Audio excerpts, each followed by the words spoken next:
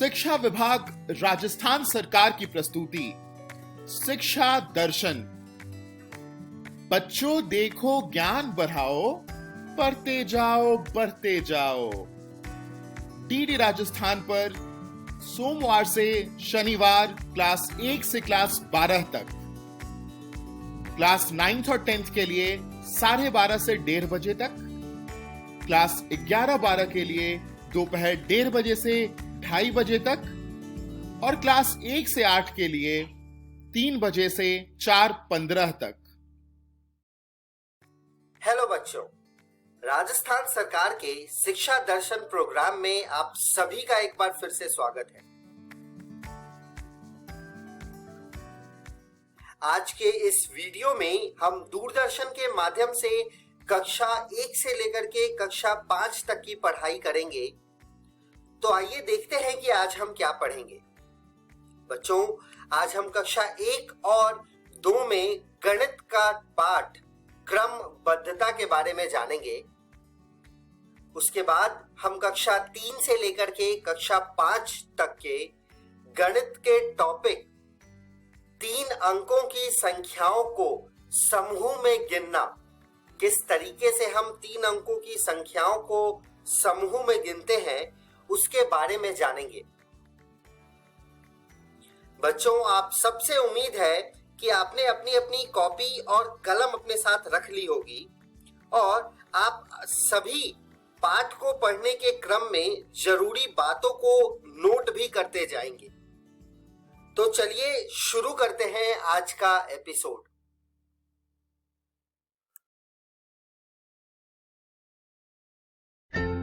क्रमबद्धता यानी सीरिएशन से परिचय।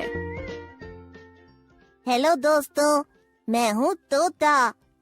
आपका इस पाठ में स्वागत है।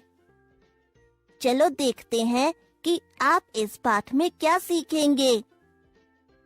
वस्तुओं का क्रम यानी ऑर्डर क्या होता है और विशेषताओं के आधार पर वस्तुओं को एक क्रम में कैसे व्यवस्थित यानी अरेंज किया जाता है। सुबह का समय है और छोटू अभी नींद से जागा है। वह उठ के सबसे पहले अपने दांत ब्रश करता है, फिर वह नहाता है। नहाने के बाद वह पाठशाला जाने के लिए तैयार होता है। फिर वह सुबह का नाश्ता खाकर दूध पीता है। तो यह है छोटू की सुबह की गतिविधियों का क्रम, यानी हर सुबह वह यह सब गतिविधियां एक के बाद एक इस क्रम में करता है। चलो बच्चों, सुबह नींद से जागने के बाद और पाठशाला के लिए घर से निकलने से पहले आप जो गतिविधियां करते हो, उन सबको एक एक करके एक कागज पर लिखो। आप सुबह उठने के बाद सबसे पहले जो गतिविधि करते हो, उसे सबसे पहले लिखो। उसके बाद जो अगली गतिविधि करते हो, फिर उसे लिखो। और इसी तरह पाठशाला के लिए निकलने से पहले घर पर जो भी गतिविधियां करते हो, उन सब को लिखो। यह है आपकी गतिविधियों का क्रम। क्या आपकी गतिविधियों का क्रम छोटू के क्रम से मिलता है? क्या आप जानते हो कि जैसे छोटू और आप सबकी दैनिक गतिविधियां एक क्रम में हैं, वैसे ही अलग अलग वस्तुओं या व्यक्तियों को भी एक क्रम में व्यवस्थित किया जा सकता है। यह बेहतर समझने के लिए छोटू के घर की मेज पर रखे कटोरों को देखते हैं। बाएं से शुरू करते हुए सबसे पहले सबसे बड़ा कटोरा रखा है, जिसमें फल रखे हैं।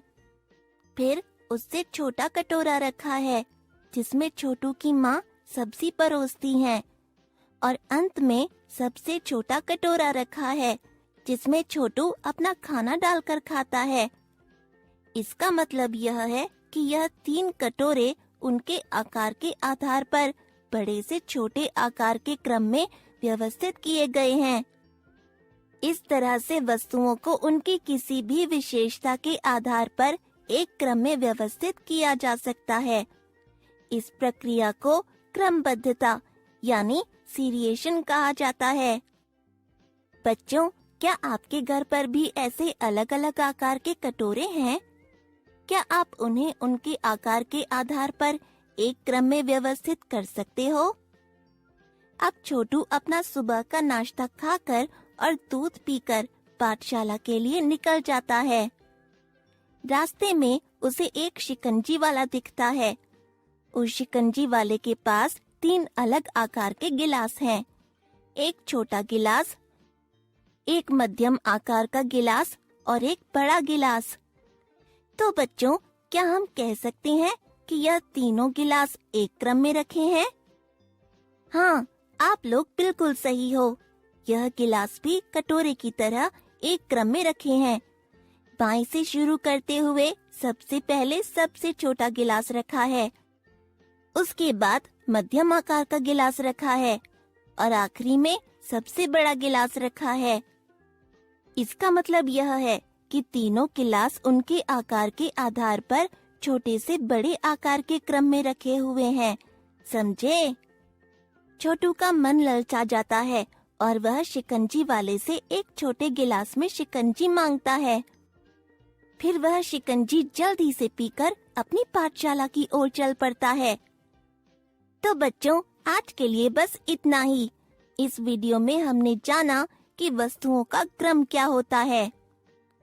वस्तुओं को उनकी विशेषताओं के आधार पर बड़े से छोटे या छोटे से बड़े के क्रम में कैसे व्यवस्थित करते हैं, और वस्तुओं को क्रम में व्यवस्थित करने की इस प्रक्रिया को क्रमबद्धता यानी सीरिएशन कहते हैं। अगली वीडियो में हम क्रमबद्धता यानी सीरिएशन के कुछ और उदाहरण देखेंगे। तब तक आप लोग अपने आसपास की वस्तुओं को उनकी विशेषताओं के आधार पर अलग अलग क्रम में व्यवस्थित करने का अभ्यास निश्चित रूप से करना। बाय दोस्तों। क्रमबद्धता यानी सीरिएशन के उदाहरण। तो बच्चों, पिछली वीडियो में आपने जाना कि वस्तुओं का क्रम क्या होता है। वस्तुओं को उनकी विशेषताओं के आधार पर बड़े से छोटे या छोटे से बड़े के क्रम में कैसे व्यवस्थित करते हैं, और वस्तुओं को क्रम में व्यवस्थित करने की इस प्रक्रिया को क्रमबद्धता यानी सीरिएशन कहते हैं। इस वीडियो में हम देखेंगे क्रमबद्धता यानी सीरिएशन के कुछ उदाहरण, जिनमें हम अलग अलग व्यक्तियों और वस्तुओं को उनकी विशेषताओं के आधार पर क्रम में व्यवस्थित करेंगे। आज छोटू की कक्षा एक पिकनिक के लिए जा रही है। छोटू की अध्यापिका सब बच्चों को 4 के समूह में खड़े होने के लिए बोलती है। फिर वह उन 4 बच्चों को अपनी लंबाई के आधार पर छोटे से बड़े के क्रम में एक रेखा में खड़े होने के लिए बोलती हैं। छोटू और उसके 3 और दोस्त आरती, नेहा और सोनू एक रेखा में खड़ा होना शुरू करते हैं। सबसे पहले चारों दोस्तों में से लंबाई में सबसे छोटा बच्चा छोटू आगे खड़ा हो जाता है। उसके पीछे उससे लंबी मगर बाकी से सबसे लंबाई में छोटी नेहा खड़ी हो जाती है। नेहा के पीछे सोनू खड़ा हो जाता है। फिर अंत में आरती सोनू के पीछे खड़ी हो जाती है, मगर सोनू बस यह देखता है कि वह नेहा से लंबा है और यह नहीं कि आरती सोनू से लंबाई में छोटी है।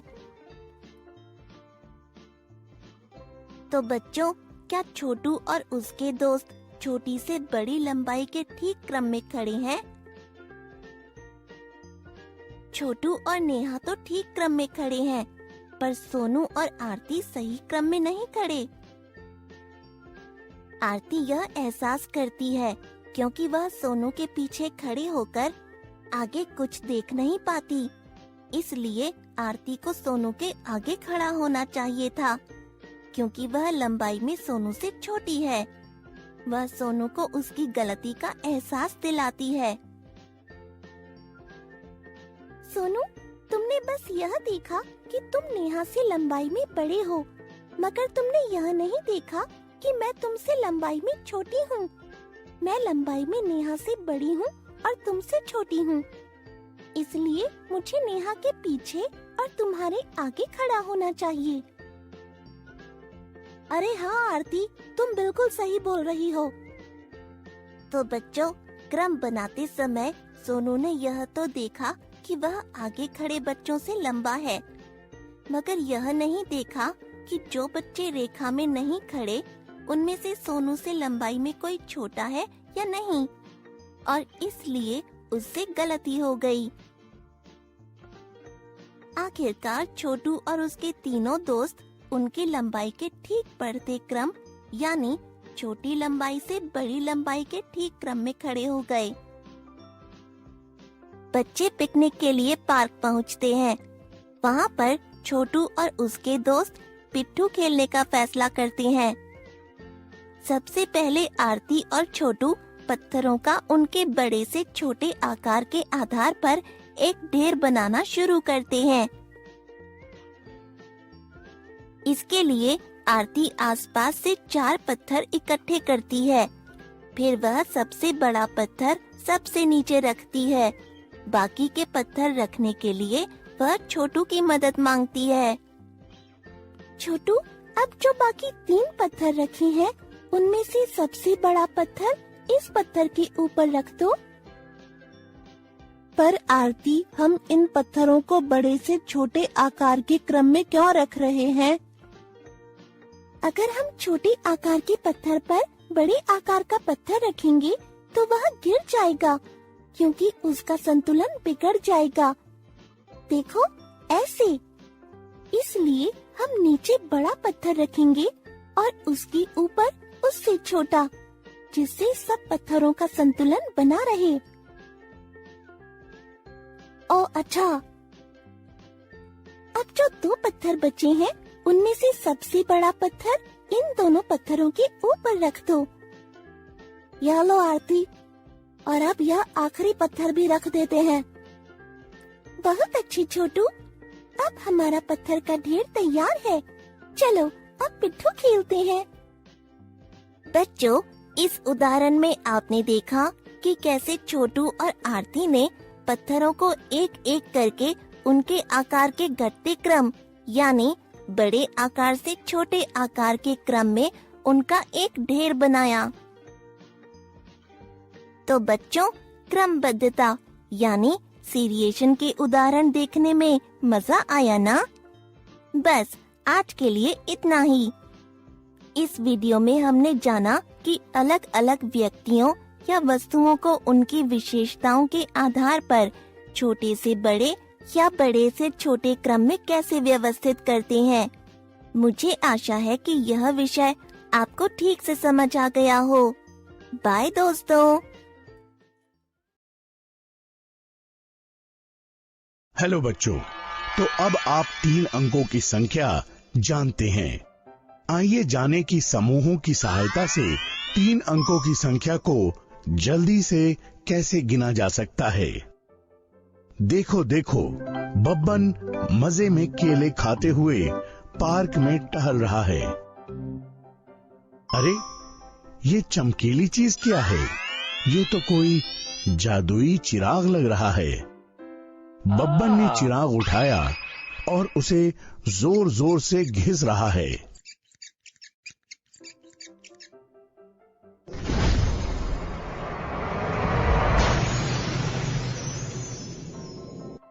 मेरे आका, मैं तुम्हारी 3 ख्वाहिशें पूरी करूंगा। चिराग में से अचानक एक झिंग की आवाज सुनाई दे रही है। बब्बन घबरा गया। बोलिए मेरे आका, आपकी पहली ख्वाहिश क्या है? बब्बन को लग रहा है कि गांव का सबसे धनवान आदमी बनने का ये उसके लिए एक सुनहरा मौका है। उसने झिंग से कहा, मुझे 300 सोने के सिक्के चाहिए। अगर तुम सारे 300 सिक्के 5 मिनट में गिन लोगे तो तुम उन्हें रख सकते हो। जिन ने बब्बन से कहा। बब्बन खुश हो गया। ये तो बहुत आसान है, मैं 5 मिनट में सारे सिक्के आराम से गिन लूंगा। बब्बन ने जिन से कहा। अचानक बब्बन के सामने 300 सोने के सिक्के आ गए। तुम्हारे 5 मिनट अब से शुरू हो रहे हैं। 1 2 3 4। बब्बन ने तेजी से गिनती शुरू कर दी। तुम्हारा समय पूरा हुआ। जिन ने बब्बन से कहा। अरे अरे अरे ये क्या? बब्बन तो मुश्किल से 70 सिक्के ही गिन पाया है। तुम सारे सिक्के गिन नहीं पाए, तुम्हें ये सिक्के नहीं मिलेंगे। ये कहकर जिन गायब हो गया। बब्बन निराश होकर बेंच पर बैठ गया। ये देखो, लगता है बब्बन का बेस्ट फ्रेंड गग्गू गेंडा भी यहीं आ रहा है। क्या हुआ बब्बन, तुम इतने परेशान क्यों हो? गग्गू गेंडा ने बब्बन से पूछा। बब्बन गग्गू को पूरा किस्सा बताता है। बस इतनी सी बात है, मैं तुम्हें एक तरकीब बता सकता हूं, लेकिन तुम्हें मुझे आधे सिक्के देने होंगे। गग्गू ने बब्बन से कहा। ठीक है। बब्बन हिचकते हुए गग्गू से बोला। मैं तुम्हें जल्दी गिनने की एक आसान तरकीब सिखाता हूं। मान लो कि तुम्हें ये 20 पत्थर गिनने हैं, तो तुम इन्हें समूह ग्रुप बनाकर जल्दी से गिन सकते हो। चलो इन्हें गिने। यदि हम 5-5 के समूह में इन्हें गिने तो हम इन्हें बहुत जल्दी गिन सकते हैं। इस तरह हम 5 का एक समूह बनाएंगे, फिर एक और 5 का समूह और हो गए 10, तीसरा समूह 15 और आखिरी 5 का समूह से 20 पत्थर पूरे हुए। वाह गग्गू, ये तो वाकई बहुत आसान है, लेकिन मुझे तो 3 अंकों की संख्याओं में भी गिनना होगा। तब भी क्या मैं इसी तरकीब का इस्तेमाल कर सकता हूँ? बब्बन ने गग्गू से पूछा।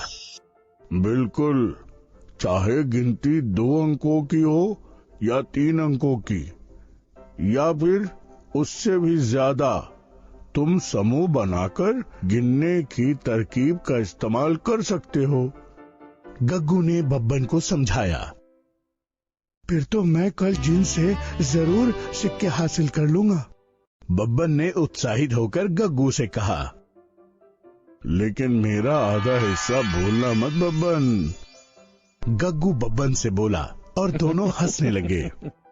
तो बच्चों, इस पाठ में हमने समूहों की सहायता से जल्दी गिनना सीखा। अगले वीडियो में हम 10 के समूह में जल्दी गिनना सीखेंगे। पिछले वीडियो में हमने देखा कि कैसे गग्गू ने बब्बन को समूह में गिनने की तरकीब से जल्दी गिनती करना सिखाया।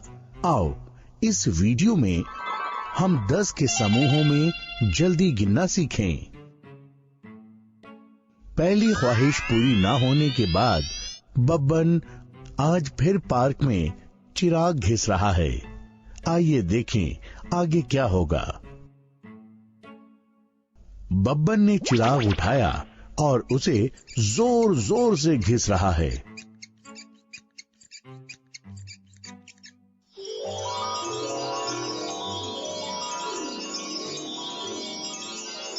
मेरे आका, मैं तुम्हारी 2 ख्वाहिशें पूरी करूंगा।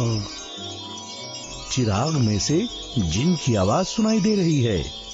बब्बन खुश हो गया। बोलिए मेरे आका, आपकी दूसरी ख्वाहिश क्या है? एक बार फिर जिन की आवाज सुनाई दी। मुझे 300 सोने के सिक्के चाहिए। बब्बन ने जिन से कहा। अगर तुम सारे 300 सिक्के 5 मिनट में गिन लोगे तो तुम उन्हें रख सकते हो। जिन ने बब्बन से कहा, अरे ये तो बहुत आसान है। गग्गू की समूह में गिनने वाली तरकीब से मैं बहुत आसानी से 5 मिनट में सारे सिक्के गिन लूंगा। बब्बन ने मन ही मन सोचा। अचानक बब्बन के सामने 300 सोने के सिक्के आ गए। तुम्हारे 5 मिनट अब शुरू हो रहे हैं, जिन ने बब्बन से कहा। बब्बन तेजी से 10 सिक्कों के समूह बनाकर गिनती शुरू करता है।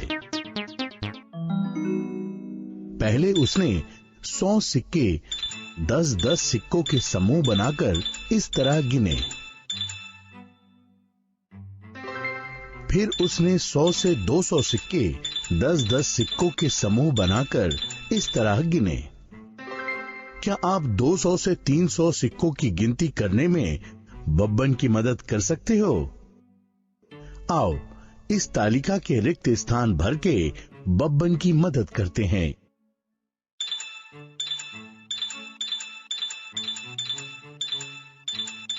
यह बिल्कुल सही है, शाबाश।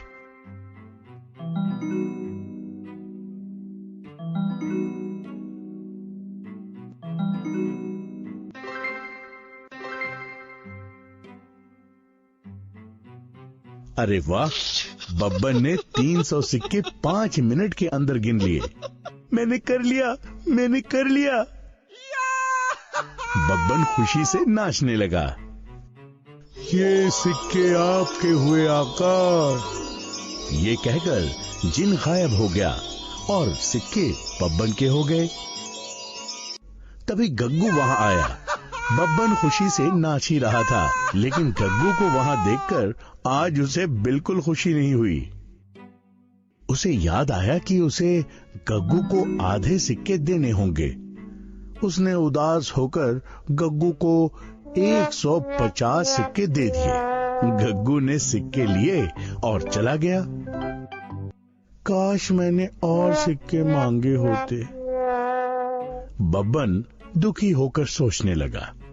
तभी उसे याद आया कि अभी उसके पास एक आखिरी ख्वाहिश बाकी है। बब्बन खुश हो गया और उसने मन ही मन अपनी तीसरी ख्वाहिश सोच ली। बब्बन की तीसरी ख्वाहिश क्या है, ये हम अगले वीडियो में देखेंगे। इस वीडियो में हमने 3 अंकों की संख्याओं को 10 के समूहों में जल्दी गिनना सीखा। पिछले वीडियो में हमने 3 अंकों की संख्याओं को 10 के समूहों में जल्दी गिनना सीखा। आओ इस वीडियो में हम 3 अंकों की संख्याओं को 50 के समूहों में जल्दी गिनना सीखें। पर उससे पहले क्या आप 10 के समूहों में गिन इस तालिका को पूरी कर सकते हैं?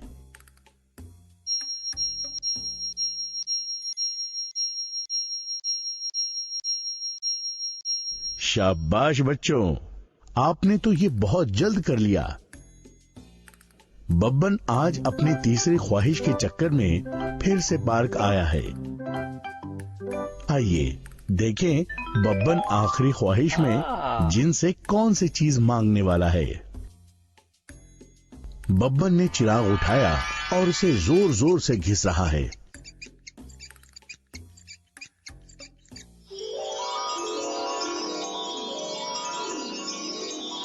मेरे आका, आपकी आखिरी ख्वाहिश क्या है? चिराग में से जिन की आवाज सुनाई दे रही है। मुझे 950 चिराग चाहिए। बब्बन ने जिन से कहा। बब्बन ने सोचा कि अगर उसके पास 950 चिराग और होंगे तो वो जितनी चाहिए उतनी ख्वाहिशें मांग पाएगा। अगर तुम सारे 950 चिराग 10 मिनट में गिन लोगे तो तुम उन्हें रख सकते हो। जिन ने बब्बन से कहा। आज बब्बन के सामने 950 चिराग आ गए। बब्बन खुशी से फूला नहीं समा पा रहा है। क्या मैं गिनना शुरू करूं? बब्बन ने जिन से पूछा। तुम्हारे 10 मिनट अब से शुरू हो रहे हैं, जिन ने बब्बन से कहा। बब्बन इस बार और चतुराई से गिन रहा है।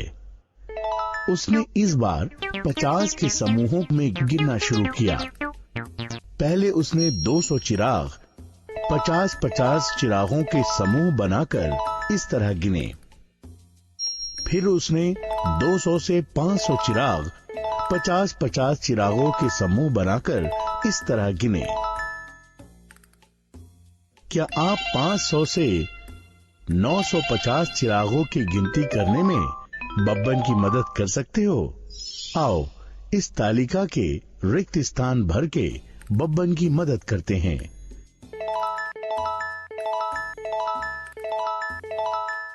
ये बिल्कुल सही है, शाबाश। अरे वाह, बब्बन ने 950 चिराग 10 मिनट के अंदर गिन लिए। बब्बन खुशी से बेहोश हो गया। उसे विश्वास नहीं हो रहा है कि अब उसके पास 950 चिराग हैं। ये चिराग आपके हुए मेरे आका। ये कहकर जिन गायब हो गया और इस बार वो चिराग जिसमें जिन था वो भी गायब हो गया। बब्बन को होश आया और वो बौखला के उन 950 चिरागों में से एक चिराग को जोर जोर से घिसने लगा। बहुत कोशिश करने के बाद भी उस चिराग में से कुछ नहीं निकला। बब्बन चौंक गया और घबरा के बाकी चिराग घिसने लगा। बहुत कोशिश करने के बाद भी कुछ नहीं हुआ। बब्बन उदास हो गया। तभी उसे उसकी गलती समझ आई। उसने जिन से केवल चिराग मांगे थे, जादुई चिराग नहीं। वो अपनी बेवकूफी पर फूट फूट के रोने लगा। अब उसके पास कोई जादुई चिराग नहीं रहा। इस वीडियो में हमने 3 अंकों की संख्याओं को 50 के समूहों में जल्दी गिनना सीखा। बच्चों, मैं आशा करता हूं कि आज का पाठ पढ़ के आप सभी को बहुत मजा आया होगा। आइए एक नजर देख लेते हैं कि आज हमने क्या पढ़ा है। आज हमने कक्षा 1 और 2 में गणित में क्रमबद्धता के बारे में जाना और कक्षा 3 से 5 में गणित में 3 अंकों की संख्याओं को समूह में किस तरीके से गिनते हैं उसके बारे में जाना। अब देखते हैं बच्चों कि कल हम क्या पढ़ने वाले हैं। कल हम कक्षा 1 और 2 में गणित में एकाकी संगति के बारे में जानेंगे और कक्षा 3 से 5 में गणित में 3 अंकों की संख्याओं का विस्तारित रूप देखेंगे। एक जरूरी सूचना, आज का प्रसारित एपिसोड का पुनः प्रसारण YouTube पर भी किया जाएगा। आप शिक्षा दर्शन राजस्थान सर्च करके इस तक पहुंच सकते हैं। धन्यवाद बच्चों।